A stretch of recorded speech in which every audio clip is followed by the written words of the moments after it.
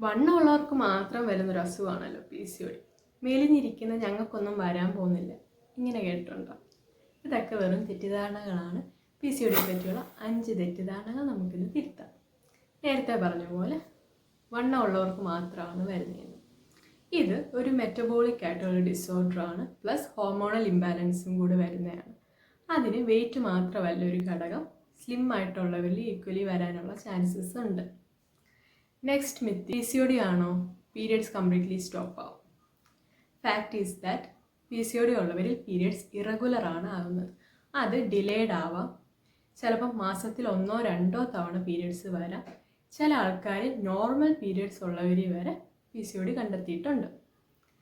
Next is PCOD ഉള്ളവർക്ക് conceive ചെയ്യാനേ പറ്റില്ല.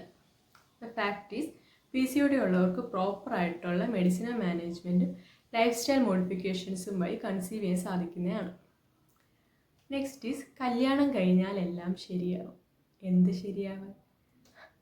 ഇത് പ്രോപ്പറായിട്ടുള്ള നേരത്തെ പറഞ്ഞ പോലെ ലൈഫ് സ്റ്റൈൽ ചേഞ്ചസും മെഡിക്കേഷൻസും നമ്മുടെ ഡയറ്ററി മാനേജ്മെൻറ്റ്സും എല്ലാം വഴി കറക്റ്റ് ആക്കാൻ പറ്റുന്ന ഒരു മെറ്റബോളിക് ഡിസോർഡറാണ്.